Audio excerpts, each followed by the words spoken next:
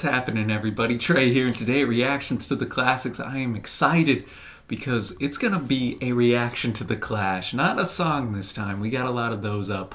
But it's going to be a full album reaction, and we're going combat rock. I'm excited. I think 3 tracks on here. The rest is going to be all new to me, though. And I want to shout out our patron who suggested this, Deep Blue. Deep Blue, appreciate you, man, for all the support. Appreciate all the patrons who help keep this channel up and running. And man, the Clash stuff, I know. The only records of theirs I've heard in full is, of course, London Calling, which obviously is a classic. If you've never heard it, get on that. And then their debut, The Clash, as well. So one of my favorite punk bands ever, and I'm excited to get diving into this one. So let's get diving into this one, man. Let's get the quick facts up and going. Their 5th studio record, released in May of '82, went to 2 in the UK, 7 in the US, so good chart success, and is the group's best-selling album and the last Clash album featuring the classic lineup of course, lead man Joe Strummer. You have Mick Jones on guitar. You got Topper Headon over on drums, and then you got Paul Simonon on bass guitar. Just so if you don't know that, you know, we're all square whenever I mention names here as we're going. Following the release of the triple record Sandinista in 1980, Joe Strummer felt the group was drifting creatively. Paul Simonon agreed with Drummer's dissatisfaction towards the, quote, boring professionalism of the Clash's then managers, Black Hill Enterprises. Strummer and Simonon convinced their bandmates to reinstate the Clash, or the band's original manager, Bernie Rhodes, in February of '81 in an attempt to restore the chaos and anarchic energy that the Clashes had in the early days. This decision was not welcomed by guitarist Mick Jones, who was becoming progressively estranged from his bandmates. During this period, unfortunately, Topper escalated his intake of heroin and cocaine. It had now become a habit and started undermining his health. This drug addiction would be the factor that would later push his bandmates to fire him from the band following the release of this record. They recorded 18 songs here, enough to possibly release another double record. They released, of course, London Calling, which was a double LP, triple LP in Sandinista, and they were thinking again, should we go with the multi-LP collection? They debated on how many songs their new album should contain and how long the songs' mixes should be. Mick Jones argued in favor of a double album with lengthier, dancier mixes. The other band members argued in favor of a single record with shorter song mixes. Glenn Johns, man, this guy pops up everywhere, accompanied by Strummer and Jones, edited Combat Rock down from a 77-minute double album to 46-minute single LP, which is what, of course, we have today. This was done by trimming the length of individual songs, such as removing instrumental intros, codas from songs like Rock the Casbah, Overpowered by Funk, and they also decided to just throw out a lot of songs entirely and got that final track count down to 12. And a recurring motif of combat rock is the impact and aftermath of the Vietnam War. They were quite inspired by the 1979 film about the Vietnam War Apocalypse Now, which I gotta say, I just watched that maybe 3-4 months ago, and oh my goodness, what a film that is. If you've never seen that, check that out as well, by the great Francis Ford. And all tracks are written by the Clash here, except where noted. So let's get this rocking. Before we do, though, a little housekeeping. If you like this video, y'all, be sure to give it a thumbs up. That helps us out here at the channel. Hit that big red subscribe button if you haven't already. We upload every single day here at RTTC. There's something for everyone. If you'd like to support the channel like our guy Deep Blue here, check out our Patreon link down below. We can hook you up there. Shout out to the patrons. And for music, we're going to cut that out due to copyright, but there is a link down in the description, y'all. Shout out again to the patrons for the money that we get in for the server space to be able to pay for that and have that up for you guys free of charge, man, if you want to listen along with the album with me here today. So all that to say, let's get rocking, y'all, with Know Your Rights. The lead single and lead song off of this record begins with the words, "This is a public service announcement," with guitars. The structure of the song revolves around the rights held by the poor and disenfranchised, in which the speaker of the song, presumably a villainous civil servant, names the 3 actual rights. At the end, the notion that more rights should be granted is rebuffed by the speaker. Oh, cool. Well, as in all our reactions here, lyrics I got pulled up in front of me, going to be following along, and then going to give my takes at the end. So thank you again to Deep Blue for this suggestion. Thanks to the Clash here. Let's get combat rock going. No, you're right. Bringing it, man. Where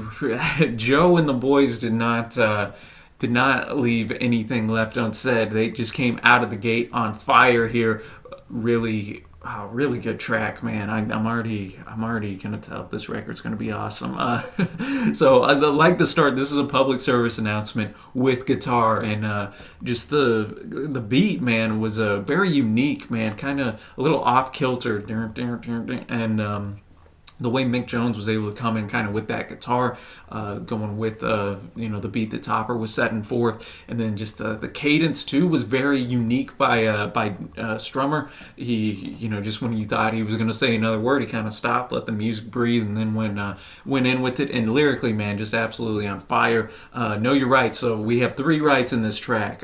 Very obviously sarcastic tune as well, and kind of satire coming in here. Number one, you have the right not to be killed. Murder is a crime unless it was done by a policeman or an aristocrat here in the States, man. Obviously, last year, 2020, was huge for police reform and just police brutality. So, man, all of these words, all this time later, still ring true. And then number two, you have the right to food, money, of course, providing, of course, you don't mind a little investigation, humiliation, and if you cross your fingers, rehabilitation, man.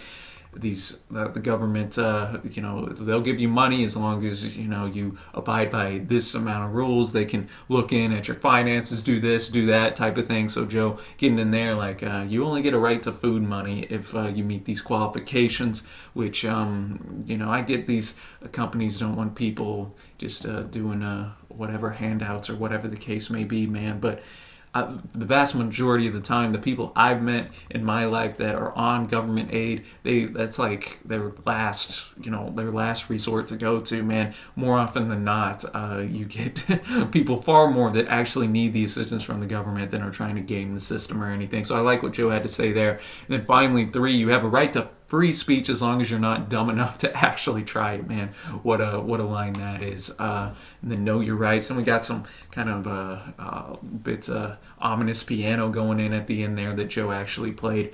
So, man, big time tune coming in already with the fire here. And now we're going to go already to the next track, Car Jamming. I got some research for pretty much all the tunes on here. This is one of the few I don't, though, so let's see what we got. All right, Car Jamming, bringing it in, man. Again, keeping that political fire that you'd expect from the Clash going in strong here. They're just starting off musically. It didn't blow me away, but I thought it was still solid, and I thought that that Topper was kind of the highlight for me. Just again setting that nice beat there. But I mean, this track wasn't about that instrumentation, man. It was about what Joe was singing here, and really just bringing from the first line. Tonight they're closing up the world and sweeping smoke from cigarette. And what is that funky multinational anthem rocking from 1,000 King Kong cassette tapes? Again, here just putting myself in '82. We got, I know Margaret Thatcher was not well thought of in the UK by a lot of folks, and then here we have Ronald Reagan here was president in the States. So I think from that first line, tonight we're closing up the world, shutting down a lot of the immigration and whatnot. Then we get into talking about a shy boy from Missouri, boots blown off in a 60s war. So now we're getting that Vietnam talk that I was talking about at the start. That's already coming in this second track. Riding aluminum crutches. Now he knows the welfare kindness. So obviously injured in the war. He's stuck on aluminum crutches and is getting that welfare and Agent Orange color blindness.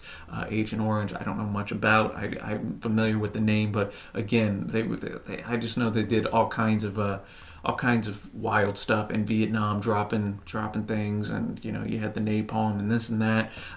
Just the effect that it had, and that I like that play on words, Agent Orange, but then color blindness.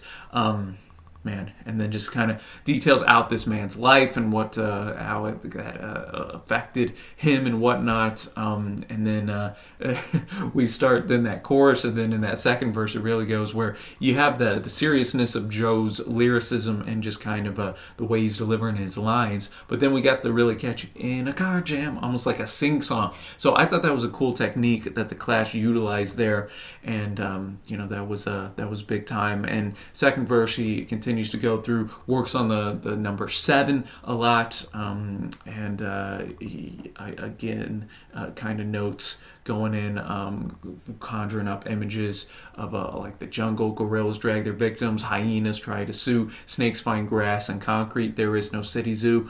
And so again, kind of making me think of that wartime thing yet again here, but bringing it kind of back home into that kind of industrial atmosphere. And then man, we go in, and some of these probably went over my head, but Buzz the Holy Zealot Mass and drowned out Misa Luba, which, as I'm looking here, is a setting of the text of the Latin Mass sung in the traditional style of the Democratic Republic of Congo. So they're drowning out that, and then he says, I thought I saw Lauren Bacall, who was, I believe, a famous actress back in the day. So we're focusing on stuff that's really unimportant, drowning out old Misa Luba in the background. And yeah, man, we're in a car jam, so to speak, because of that. And wow, man, just now I didn't like it as much as Know Your Rights, but there was still a lot to like here and dissect, and I'm sure I'm going to pick up more lyrically, as I listen to it more in the future. And now we're going to. Arguably the Clash's biggest hit, most popular tune, Should I Stay or Should I Go? I know this track, of course, and this features Mick Jones on lead vocals, actually, and it was released as a double A-sided single alongside Straight to Hell, which we'll get to in a little bit. Performing modestly on the global music charts, went to 17th in the UK, charted in the US, but didn't reach the top 40. It received greater attention nearly a decade later as a result of a Levi's jeans commercial, leading to its re-release in 91, which topped the UK singles chart and reached the top 10 in New Zealand, many European charts, ranked 228 on Rolling Stone's 500 Greatest Song of All Time. A lot of rumors have come up about the song's content, such as Jones's impending dismissal from the Clash, or the tempestuous personal relationships between Jones and American singer Ellen Foley. It was thought to be written by Jones about Foley, who sang the backing vocals on Meatloaf's Bat Out of Hell LP. That's a record I didn't expect to pop up here. We actually reviewed that. If you're a big fan of that record, I apologize in advance. But however, Jones himself said, it wasn't about anybody specific, and it wasn't preempting my leaving the Clash. It was just a good rockin' song, our attempt at writing a classic. When we were just playing, that was the kind of thing we used to play. You have a Spanish backing vocals were sung by Joe Strummer and Joe Ely. Strummer said, on the spur of the moment, I said, I'm going to do backup vocals in Spanish. We needed a translator, so Eddie Garcia, the tape operator, called his mother in Brooklyn Heights and read her the lyrics over the phone, and she translated them. But Eddie and his mom are Ecuadorian, so it's Ecuadorian Spanish that me and Joe are singing on the backing vocals. Historically, the band rejected companies' requests to use their songs to advertise products. However, in the early 90s, Levi's asked the band members permission to use the song for a jeans commercial for the British audience. Despite the band often prioritizing creativity and idealism over commercial exploitation, the band members left the decision to Mick Jones, who approved the permission, rationalizing that Levi's had been part of the rock music culture rather than something to object on moral grounds.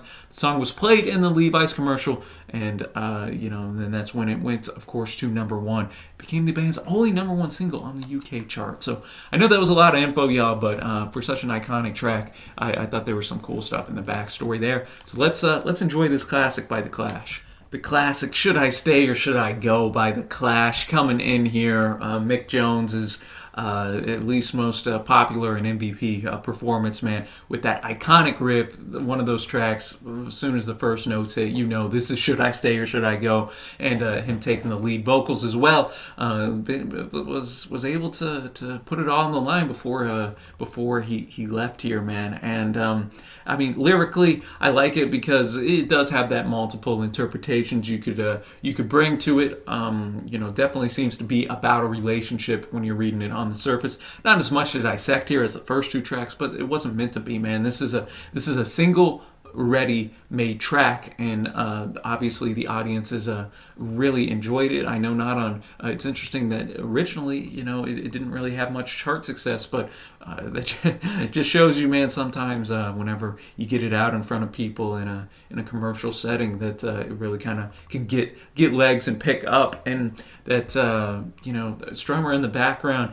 With the Spanish vocals, again, that's a little wrench in there that you're not going to hear in a everyday rock song. So even on a song that's more, basic lyrically or whatever the case may be, they still throw something in there that shows that they have that creativity that a lot of other bands in their genre just quite simply don't have. So just that sing along, everybody can learn the chorus in no time. Should I stay or should I go down? Melody is just very catchy, very easy to grasp onto. So an absolute classic, and we're following that up with another one of their most famous tunes, Rock the Casbah. Rock the Casbah. Second single, went to 8 in the US, their second and last top 40, and their only top 10 single here in the States. Come on, US, what were we doing?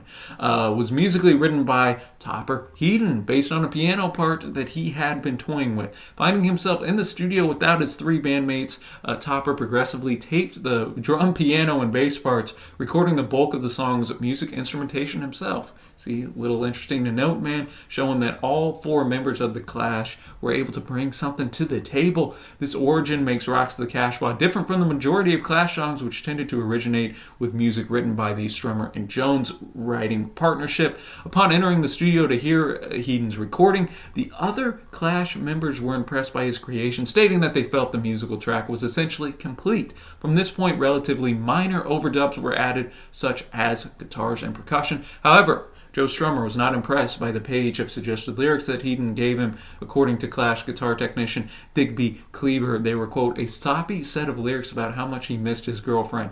Strummer just took one look at those words and said, how incredibly interesting, screwed the piece of paper into a ball and chucked it backwards over his head. Man, I can just put that in my mind's eye of Strummer doing that. Kind of adds to his legend. He had been Strummer himself had been developing a set of lyrical ideas that he was looking to match with an appropriate tune. Before hearing Topper's music, Strummer had already come up with the phrases "rock the Casbah" and "you'll have to let the raga drop" as lyrical ideas that he was considering for future songs. After hearing Headon's music, Strummer went into the studio's toilets, wrote the lyrics to match the song's melody. The version of the song on Combat Rock features an electronic sound effect beginning at the 152-minute point of the song. This noise is a monophonic version of the song Dixie. The sound effect source was generated by the alarm from a digital wristwatch that Mick Jones owned and was intentionally added to the recording by Jones. All right, so let's be looking out for that.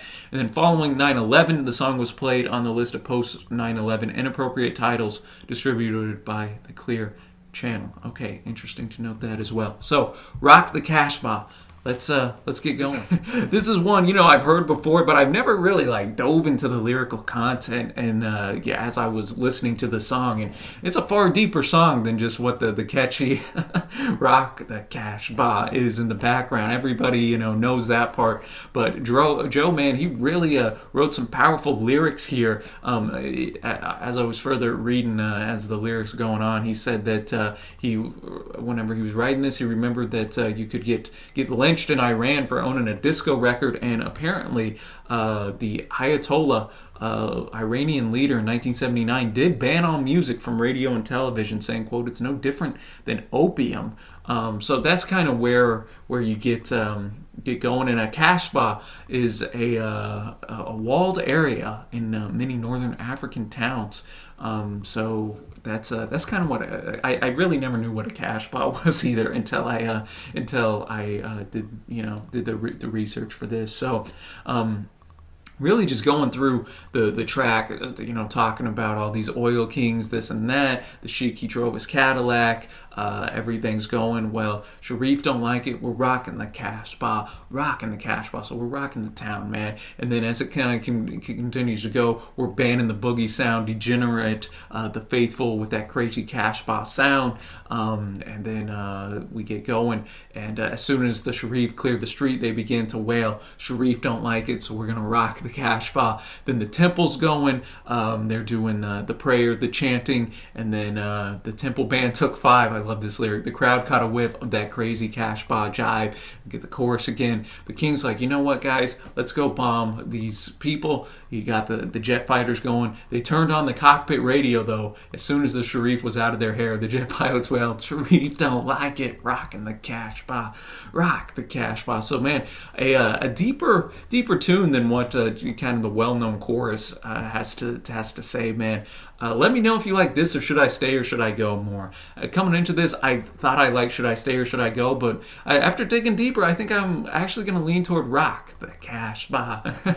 Now you'll have that in your head all day. So let's go now. Track number 5, Red Angel Dragnet, inspired by the January 82 shooting death of Frank Melvin, a New York member of the Guardian Angels. The song quotes Martin Scorsese's 76 movie Taxi Driver, an absolute classic, with Clash associate Cosmo Vinyl recording several lines of dialogue imitating the voice of Travis Bickle, who is the main character in Taxi Driver. Bickle sports a mohawk in the latter part of Taxi Driver, which was a hairstyle adopted by Joe Strummer during the concert rock tour. All right, or the Combat Rock concert tour. Got my words mixed up there. So let's hear what we got here. All right, Red Angel Dragnet coming in here with Joe on lead vocals at the start. They had mistakenly put that Cosmo Vinyl was there, but then you had Cosmo coming in with the Travis Bickle lines in here. Man, I gotta be honest, I was not feeling this track one bit. Not musically, man, not lyrically. I like the direction they were going with the whole talking of the Red Angels of the NYC, and then kind of that hook, who shot the shot, a bit ominous and dark, fitting with the instrumentation that they had. But then I just wasn't feeling the whole interplaying some of the Taxi Driver. I know Taxi Driver sets place in New York City as well, so that's probably what they were thinking. I just, man, it did not work for me at all, and it felt much longer than 3 minutes 40 seconds. Really, this is I think the biggest dud from the Clash I've ever heard, honestly. But hey, man, y'all might really enjoy it. Y'all might be some Red Angels Dragnet fans, and maybe this is one that'll take a bit to grow on me. But on first listen here, can't say I'm a big fan. But hey, we 4 out of 5 ain't bad. And now we're gonna go to track number 6, Straight to Hell, released as that double A-side single with Should I Stay or Should I Go.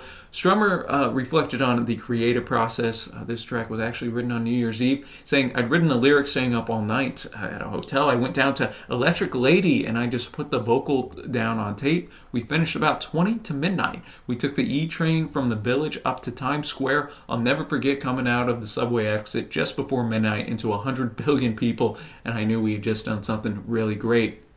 The lyrics to Cry Injustice. First verse refers to the shutting down of steel mills in northern England and unemployment spanning generations. It also considers the alienation of non-English speaking immigrants in British society. Second verse concerns the abandonment of children in Vietnam who were fathered by American soldiers during the Vietnam War. The song has a distinctive drum beat. You couldn't play rock and roll to it. Basically, it's bossa nova, said Topper. Joe has said that just before the take, Topper said to me, I want you to play this. And he handed me an R. White's lemonade bottle and a towel. And he said, I want you to beat the bass drum with it.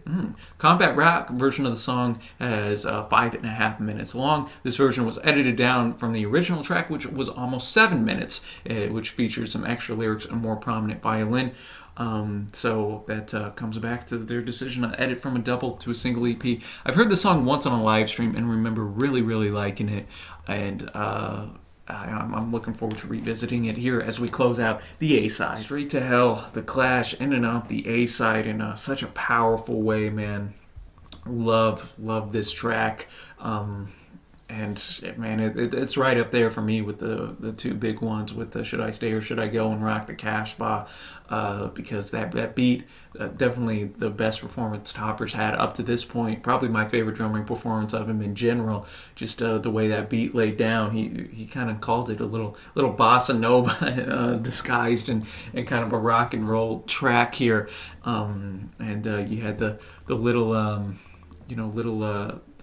what did they say? The violin kind of in the background, just at certain points. And Joe's vocal performance is quite serious here, kind of straight by the letter, which I liked. I think the track needed it. And one of my favorite set of lyrics that he's written, starting off, he stays at home, talking about kind of how the UK, how they have fallen down with the immigrants that they have. Speaking King's English in quotation. Again, Strummer here's taken that perspective of the bad guy, kind of like he did in our opener here. He says, water froze in the generation, clear as winter ice. This is your paradise. Again, that kind of just screams sarcasm to me. Then he says, there ain't no need for ya, go straight to hell, boys. And then we get my favorite part of the song, probably verse 2, is going to be where they're talking about the American soldiers who hooked up with the Vietnamese, and now they have these children that are kind of caught between two cultures in no man's land. He says of the Amerasian blues. Really enjoy that combining of the words there. When it's Christmas out in Ho Chi Minh City, Kitty says, Papa, Papa, Papa San, take me home. And see me got photograph of you.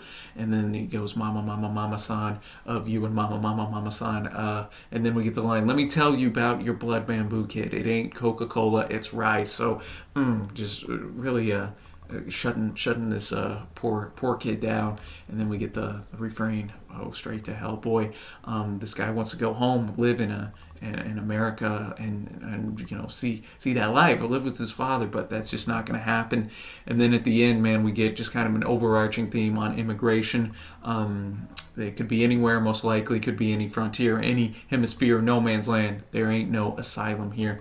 I've been really disappointed in this past administration here in the States and our immigration policies, and just how that has played out, and just the message that has sent to the rest of the world, man. Very disappointed in that. I'm hoping the new administration can kind of be a bit more welcoming to those seeking asylum, seeking a better life from their home countries, man. So, big time right here. And now we're going to switch gears, go to Overpowered by Funk to start the second side here. Features rapping vocals by graffiti artist Futura 2000, who had previously designed the sleeve for their This Is Radio Clash 7-inch single.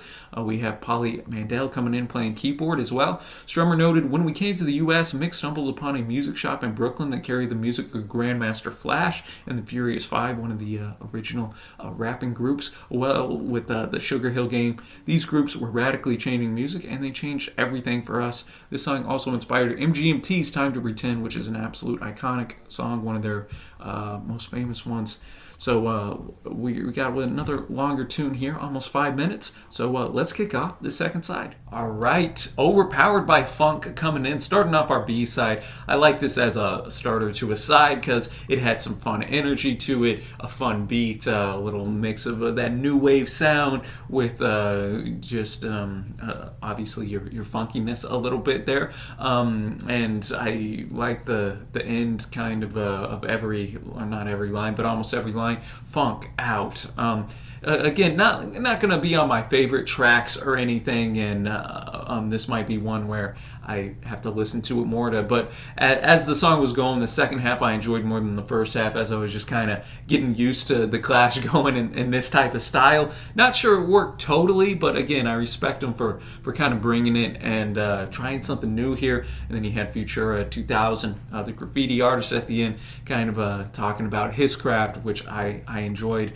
And yeah, man, and I kind of, again, we had our political lines: car crash, food for the hungry millions, funk out; home for the floating people, funk out; over drunk on power, funk out. So Again, kind of taking these jabs at those in power that are just kind of sitting on their hands, and also looking at that Western culture. Don't you love our Western ways? Car Crash by Funk. Benny Goodman even gets a shout out here. So a little bit of everything. That one might be a grower on me as time goes on, and we're gonna now go to the shortest track on the record, Adam Tan, 2.5 minutes. All right, Adam Tan coming in here, short, sweet, to the point, man. I looked it up, and Adam Tan is kind of what they say whenever the nuclear radiation goes off. So with the atom bomb, getting that Adam Tan coming in here, and kind of knowing that, you add some clarity to the lyrics here, talking about, corporations aren't pushing fast food.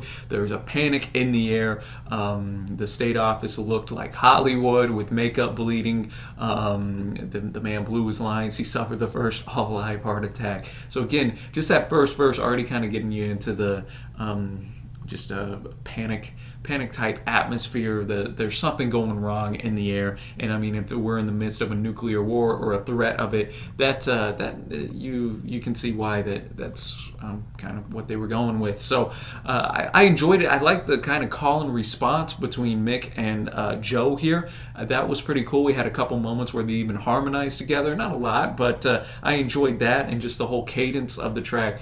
Definitely liked it more than Overpowered by Funk, and it hit for me, man. It hit for me, and at the end, again, kind of knowing with the whole nuclear thing, watching the sky for mankind's friend. So cool track there. And now we're gonna go to Sean Flynn, y'all. Sean Flynn was the photojournalist, son of actor Earl Flynn, who disappeared in 1970 while covering the war. So there's your background there. I know nothing of this story, so let's get educated today. All right, Sean Flynn coming in here again. The Clash switching things up, going way more stripped back here. Again, shout out to Topper with the different, almost tribal sounding drums. I can see how this might not work for everybody. I totally get that, but for me, I really grasp on to this one. Not a lot of lyricism there, but the lines and the couplets here that Joe wrote are strong, man, real strong. And yeah, you had like those sound effects that were kind of coming in midway through the song as well, and you had the saxophone. It just a lot of different stuff. And I could see this like being played in Apocalypse Now. I mean, it came out after Apocalypse Now, but you know what I mean. Just kind of almost that the jungles of Vietnam coming in, talking about Sean Flynn, who kind of reading on the side as the song was going on. As I mentioned at the start, disappeared in 1970, captured in Cambodia, and then was never found, and they declared him dead in 1984. Man, tragic story, and Joe just puts us right into that. He heard the drums of war when the past was a closing door. The drums beat into the jungle floor, and then the drums really kind of picked up in that line. Cool touch here, and so Joe, not a lot of lines, but the ones that were there put you in that scene, put you in that moment, and how scary it would have been. And that final line, each man knows what he's looking for, and man, powerful track. And now we're gonna go to Ghetto, Defendant here. This one features the beat poet Allen Ginsberg. He also performed this track with the band whenever they were in New York on tour in support of the record. He had researched punk music, included phrases like "do the worm" and "slam dance." Okay, and at the end of the song, he can be heard reciting the Heart Sutra, a popular Buddhist mantra. All right, here with the legendary Allen Ginsberg doing some poetry at the start here. That's how we just went right in with it. Just rhyming the whole metropolis, necropolis, Acropolis, Cosmopolis. Man, Alan's teaching me words today. And that's where, he was able to get in the do the worm, the slam dance. That was kind of cool. And it finishes it with enlighten the populace. And then Joe comes in, really just, again, another solid job by the band, and again, Topper on drums, man, setting an atmosphere of what the Ghetto is. And lyrically, quite seedy, just which is what you want. Describing the ghetto and stuff that goes on in there, talking about hungry darkness of living, who will thirst in the pit. Just already you kind of get a bleak sense and image in your mind, and then of course talking about drugs. That's a big part of the of the song. Even Ginsberg has "Shot into Eternity," "Methadone Kitty." Methadone, I believe, is used whenever you're coming off of heroin, and Ghetto, Defendant, it is heroin pity, not tear gas nor baton charge that stops you taking the city, which I think reflects, just from my personal interpretation, like it's not the powers, physical powers that are stopping you because you have more numbers, you can overtake it, but it's the systems itself. When you're hooked on drugs, or when you don't have money to eat or pay your rent or this or that, it's hard to be able to lay a solid foundation for yourself to kind of take that next step in the ladder rung, so to speak. A cool little track here, and I liked what the Clash had to say. And we're going to move now to Inoculated City, our penultimate track. All right, Inoculated City coming in here. Strong tune, man, strong tune. I especially liked the lyrical content here. Melody was pretty catchy, bit more upbeat and smooth than a lot of this B-side, which I like it. Kind of throwing one in here that is a little bit more catchy at a certain sense, but again, showing that they can weave in and out of styles no matter what. Starting off talking, just elevating the military status, going from the soldier to the sergeant at arms, the captain, and then to the general, who bows down to the government. Obey the charge, you must not relent. What of the neighbors and the prophets and bars? Knows we are tired of the tune, you must not relent. These people getting stuck in their own little world. The government tells them to do this or that. No one mentions the neighboring war. We're only worried about ourselves. No one knows what their fighting is for. And then we are tired of the tune, you must not relent. And I like kind of putting that toilet cleaner advertisement in the middle. A bit symbolic of the fact maybe we need to flush out our system, clean it up a little bit, and maybe think for ourselves for once, and not just go with what the man up top is doing. Yeah, man, really solid tune here, and a strong set of lyrics by Joe. Nice lead guitar as well by Mick. Pretty catchy, and could vibe with it quite easy. And now we're gonna finish with Death is a Star. After that, y'all, I'll give my favorite tracks and overall score of Combat Rock. Death is a Star ending us out, and man, I honestly don't even know what I think of this, man. I don't think I like it as a closer to the record, but that's not to say I dislike the track as a whole. It's just very different. Again, Clash doing a left turn here. You had that piano in the background that was quite prominent in that left ear. The guitar was very soft, a little Spanish inspired, and I also see on the side that Joe said that in a couple years after this, that this song is about violence in films and the public's desire to see, quote, executions.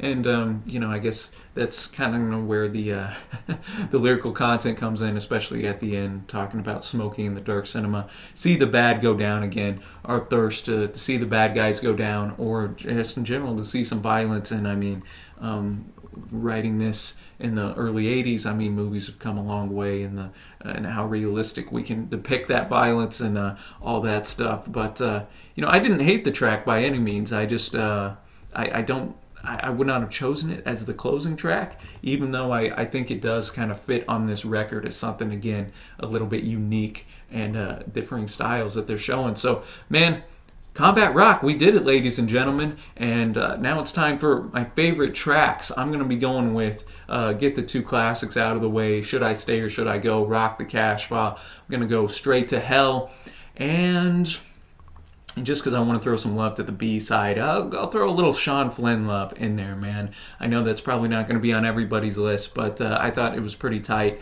Honorable mention to Know Your Rights as well. I thought that was cool. Ghetto Defendant was, again, bringing in Alan. That was pretty cool as well. So overall score of this record, man, A side was really strong aside from Red Angel. Dragnet, B side definitely I'd say a considerable dip down, but there's still some tunes on there that I liked. Not really a song on the second side that I like loved, but man, that A side is just so strong that and I mean the lyrical content really thought provoking as well throughout this entire record. Still get you thinking almost 40 years later, and the styles that they were able to enact, everything from of course funk to just like spoken word to the poetry, putting the piano in. We had some saxophone. We had obviously our more punky type of tunes. We had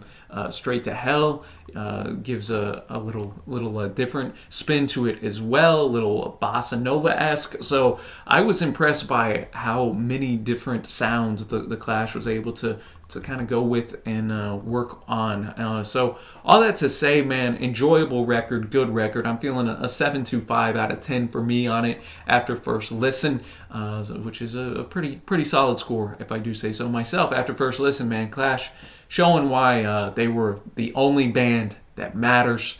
And again, I want to shout out Deep Blue for suggesting this, and I really enjoy it. I'm always going to welcome more Clash suggestions on the channel, that's for sure. Let me know what you think of Combat Rock and your favorite tracks down below. And yeah, I guess that'll wrap it up here from today, y'all. Until next time, thanks for watching, happy listening, and I will see you.